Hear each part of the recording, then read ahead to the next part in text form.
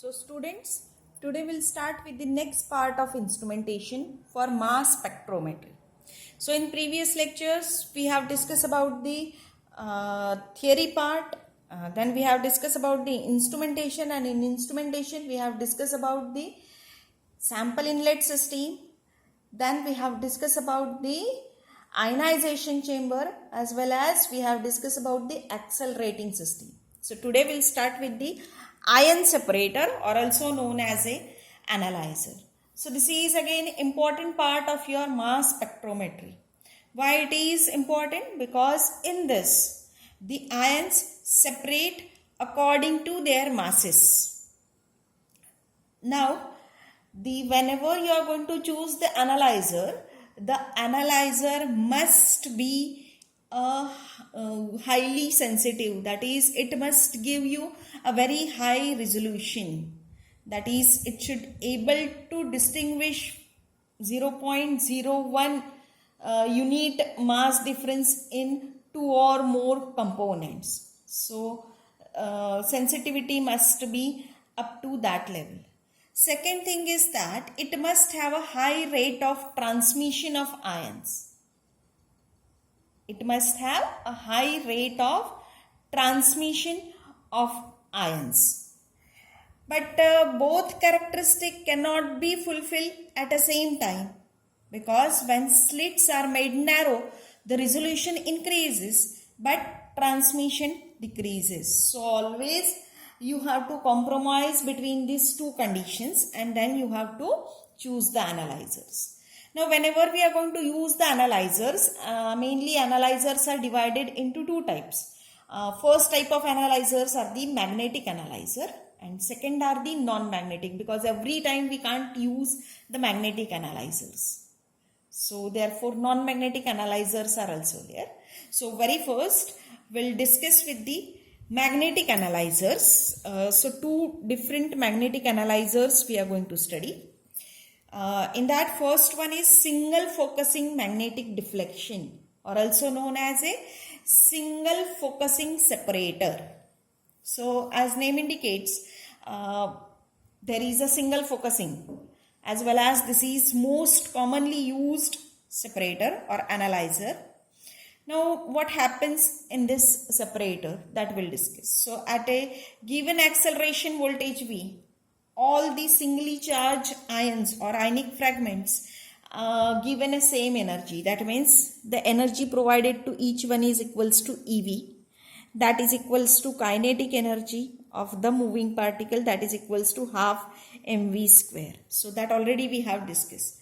So the particles with this EV energy or with the same kinetic energy KE, the particles enter into the magnetic field of strength H. So what will happen when they enters into the magnetic field of strength H? The magnetic force is you can say that balanced by the centrifugal force, as the magnetic field that is evacuated tube is semicircular in nature, as well as it is perpendicular to ionization chamber.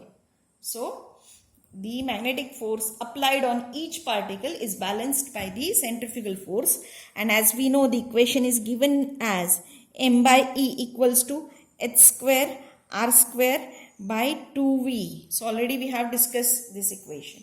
So this equation pertains to the ion only those with the particular radius will be collected. So the ions with particular m by E ratio are able to take that the path of radius r. The remaining will terminate within that path. Okay. So for most of spectrometers, H and R are maintained fixed. So that because H is applied magnetic field which is kept constant throughout the process, and R is the radius of that, you can say, the particle. So it is also a constant. So they are maintained fixed so that the mass of particle which is collected is inversely proportional to the V. So the particles will get separated according to their masses. So this is a single focusing magnetic deflection. But what happens? The single focusing magnetic deflection is not able to separate all the particles of masses with m. So therefore, the next magnetic separator is used, which is a double focusing magnetic separator or double focusing separator. So schematic diagram for this double focusing separator is as given in the figure. So in this equation, m by e equals to h square r square by 2v. It is assumed that all ions enters at the magnetic field with the same kinetic energy.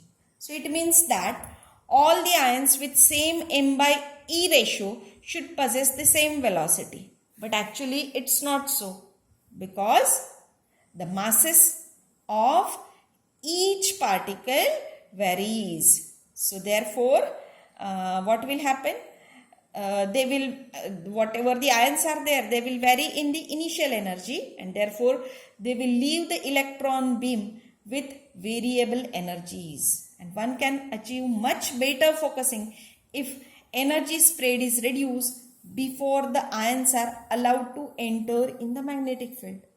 So in this case, the resolution of this spectrometer, that means whenever you are going to use this double focusing separator, at that time the resolution is very high. So the transmission of ion is low, that is the ion current is slow. So it means that the instrument is generally used whenever the high resolution is required, but when the transmission is lower. So whenever the high resolution or precision must be high, at that time this double focusing separator is used. Okay, so it is specially used in determination of precise molecular weights. So schematic diagram is very simple. See, from the ion source, they will enters into the electrostatic analyzer and then enters into the magnetic analyzer. As it's a high resolution, so separation will be more precise and more better. So therefore, this double focusing separator is used. Now, next we have to discuss, that is a non-magnetic separator. Now, non-magnetic separator contains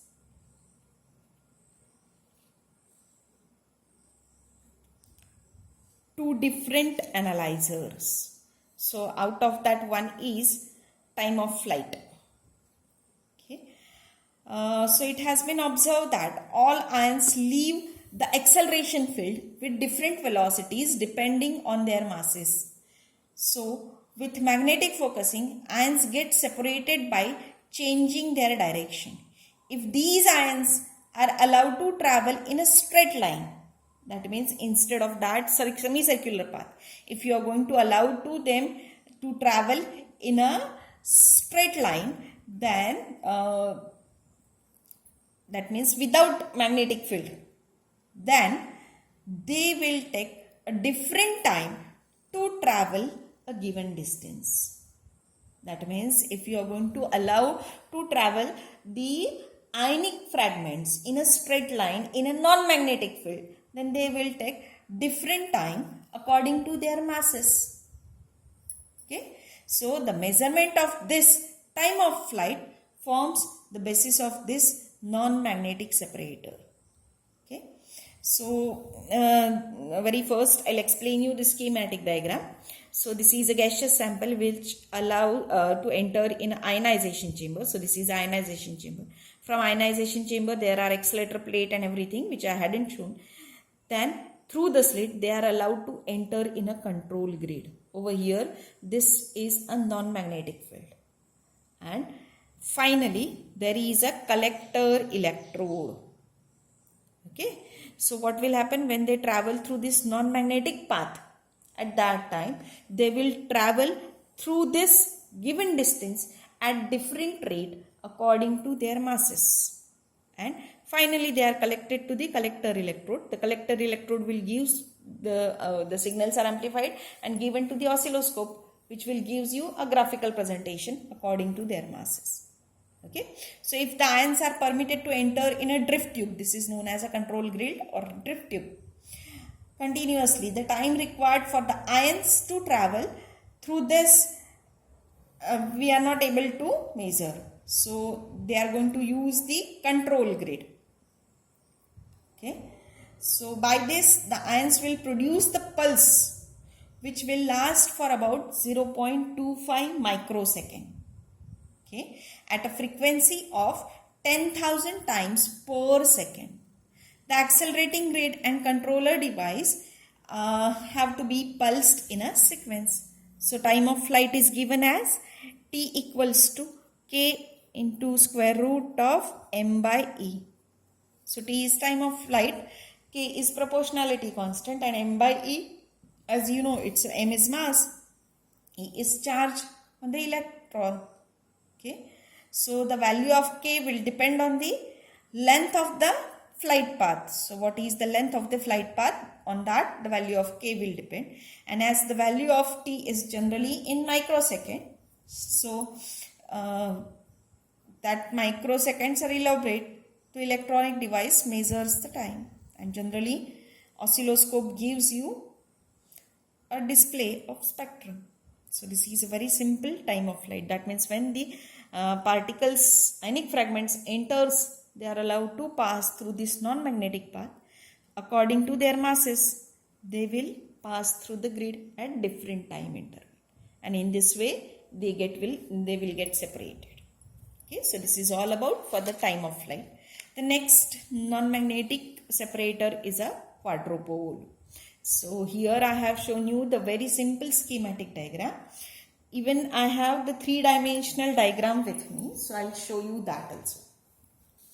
So very first I'll tell you, in quadrupole the 4 electrode system is used, in which are oppositely placed electrodes are connected together. Okay, so 4 electrode system is there, and positive in opposite direction, negative in opposite direction. So both DC voltage and RF alternating voltage are applied. So in quadrupole what will happen? The ions generated by the source are allowed to pass through the space between the electrode in Z direction. So the ions are allowed to pass through this place. Okay. The ions are oscillating about this Z axis, and only those ions with a certain value of m by e ratio will pass throughout without striking the electrode. That means the the ionic fragments with particular m by e ratio are able to complete the path, remaining get terminated within the path or get terminated on the electrodes. Okay, so as quadrupole analyzer does not require the magnet, it is more compact and less expensive than the magnetic analyzer. So I'll show you this three-dimensional diagram also. See, just I have shown 4 electrodes over here in this diagram, schematic diagram. See, you are able to see these are the 4 electrodes, 2 positive, 2 negative. So from the source and through the slit, they are allowed to enter through the path in Z direction. So when they are allowed to enter through the path, the ionic fragments will oscillate. The fragments, you can say that fragments with particular m by e ratio are able to complete this path, and they will pass through this exit slit and reaches to the oscilloscope or detector, while remaining get terminated within the path. So this is all about for the quadrupole. So this is all about for all 4 ion separators. Now we have to discuss about the last 2 parts, that is the ion collectors and then vacuum system. So very first we'll discuss about the ion collectors. So the ion beam currents are of order of 10 raised to minus 15 to 10 raised to minus 19 ampere. So it's a very you can say that small current which is detected in mass spectrometer. So you can imagine how to detect this such a small current. So, photographic plate, Faraday's cylinder, electron multipliers and electrometers are used for the detection. So, such different devices are used for ion collectors. So, for ion collectors below 10 raised to minus 15 ampere current, electron multiplier is necessary because you have to multiply the current. Okay. So, in electron multiplier, the ion beam after traveling through an analyzer strikes to the barium copper electron multiplier. So this results in production of secondary electrons, and these secondary electrons are made to move under the influence of magnetic field to follow the circular path, causing them to the same beryllium copper electrode at different point. Then emitted electrons from this multiplier are allowed to follow a series of semicircular jumps between the pair of glass plates coated with high resistance metallic film. So an electric gradient is maintained along the length of this path to produce the required acceleration. So magnetic field generated by a set of small permanent magnet which helps the electron multiplier detector. Okay, so readout display generally possesses a direct recording of oscilloscope which has 3 to 5 galvanometers with relative sensitivities of 1, 3, 10, 30 and 100. So this method is cheap and easy to operate as well as reliable method. So therefore this ion collector method with the analyzers beryllium copper electron multiplier is used. Okay. Now next we have to discuss about the vacuum system. This is also important in case of mass spectrometry, that is a vacuum system. So vacuum system is specially used in mass spectrometry in different you can say that components, especially in inlet system the pressure is maintained at 0.015 torr. At ion source it is 10 raised to minus 5 torr, and in analyzer tube it is 10 raised to minus 7 torr. So such a small, very small pressure, near about vacuumized tubes we are going to use in case of mass spectrometry. So generally oil diffusion or mercury diffusion pumps are used in different type of combinations. So such type of vacuum system is preferred. Okay. Now last part we have to discuss, that is applications of mass spectrometry. Very important, because as I have told you that this mass spectrometry is used in different field due to its high sensitivity. Though it is a costly technique, but then too it is preferred due to its high sensitivity. So we'll discuss the different application. Very first application is molecular mass determination. Important application.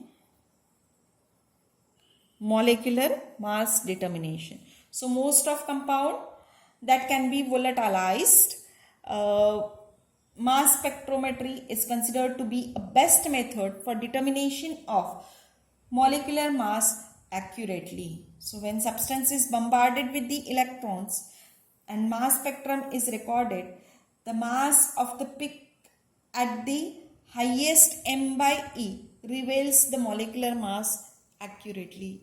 So to detect the exact accurate molecular mass of the substances, this mass spectrometry is preferred.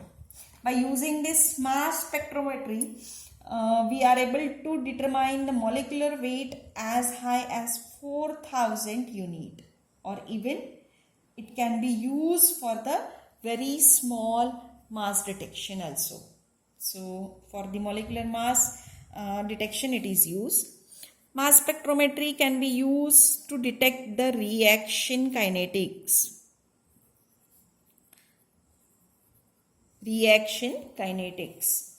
So in studying the reaction kinetics, the concentration of unstable species present in the reaction vessel can be determined by using this technique. So this you can say that reaction mixture is detected at regular time interval by using this mass spectrometry, and from the peak height in mass spectrum the concentration of different species is determined. So for the first order reaction, the graph of time and log of peak height is a straight line with slope equals to 2.303 by k. Okay. So by using this equation, you are able to find out the k value, that is the rate constant value for the first order reaction.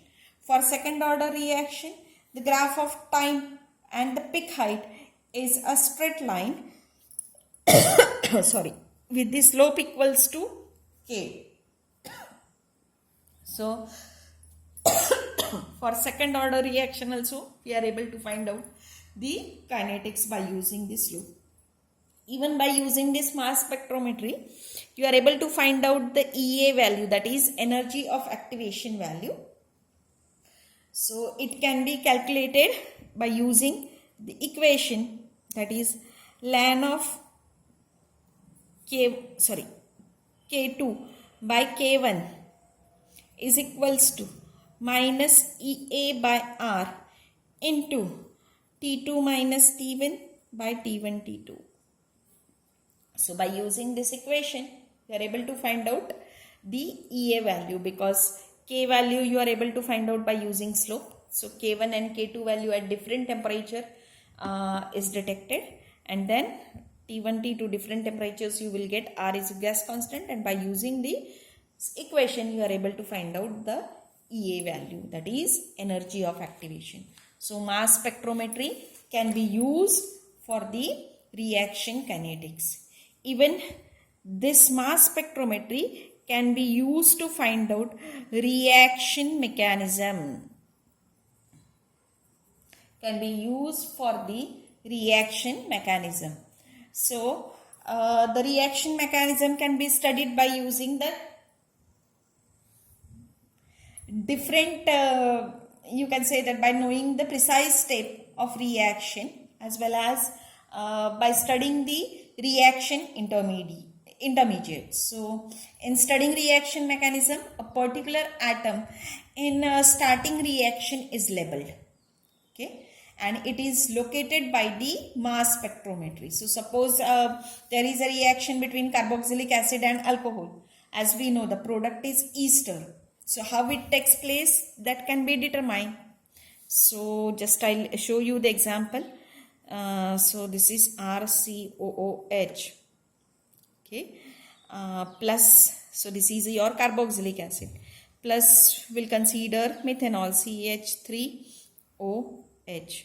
So as I have told you, when you are going to study the reaction mechanism, the starting reactant is labeled. So suppose that the oxygen in this is labeled as O18. It's a heavier oxygen is considered. Then what will happen? It will gives you a product R ester, C double bond O CH3 plus water. Okay. Now this reaction mechanism can take place in two ways. Suppose in first case this bond will break. Okay. And what will happen? The RCOOCH3, at that time this O will get attached over here, O80, okay, and plus H2. Second mechanism is that instead of breaking bond from this, the bond between this OH will get break, okay, and the instead of O18 over here, the O18 will be in water molecule. So this is the second mechanism. So breaking of OH bond or O and H bond can be detected by analyzing the product in mass spectrometry. So whether just whatever the ester form, if molecular weight of ester is greater than your 2 number, then your first mechanism will be confirmed. If the detected molecular weight is same as theoretical one, then your second mechanism is confirmed. But it is observed that first mechanism is correct. So you are able to detect the reaction mechanism by using this technique. Even this mass spectrometry can be used for the impurity detection. Okay, impurity detection.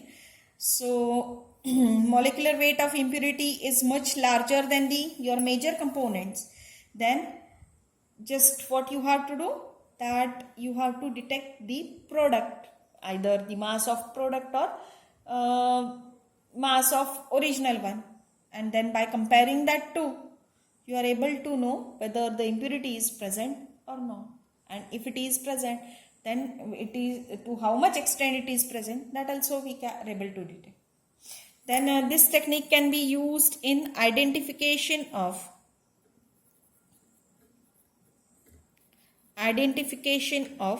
unknown compounds.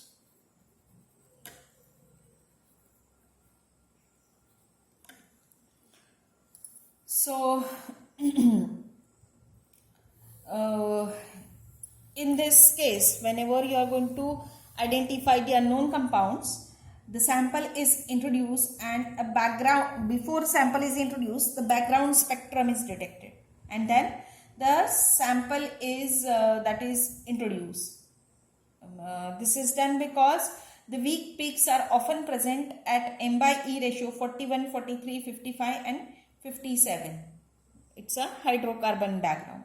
So very first the mass spectrum is run with the background gases, and then fragmentation pattern, one can find out the preliminary indication of the functional group and partial structure information about the compound. So it is always recorded in gaseous state, so complication due to the solvent and changes in physical state do not affect in this technique. So therefore it is considered to be a better technique, and quantity of sample required is much less as compared to the other technique. So therefore for identification of unknown compound, this mass spectrometry technique is preferred, but it has one disadvantage also, that small quantity of impurity is present, then it makes the spectra more complicated. Even this technique can be used for the qualitative and quantitative analyses. So not necessary to tell you much more about this qualitative and quantitative analysis. Even this technique is used for determination of cis and trans isomers. Both cis and trans isomers yield similar spectra, but molecular ion peak for the trans isomer is more intense than that of cis isomer. Hence, we are able to differentiate between whether it is trans isomer or cis isomer. Okay. Along with this, the mass spectrometry technique can be used with the other techniques. As I have told you that it can be combined with gas chromatography, so it is GCMS, to improve the sensitivity. This mass spectrometry can be used along with the radioanalytical techniques like isotopic abundance, isotopic dilution method. Even it can be used for the determination of ionization potential, heat of sublimation, etc. also. So these are all about the applications of mass spectrometry, and that's all for the mass spectrometry topic. I'll upload the notes for the same, so take down in your book, and in the next lecture we'll start with the radioanalytical techniques. Thank you.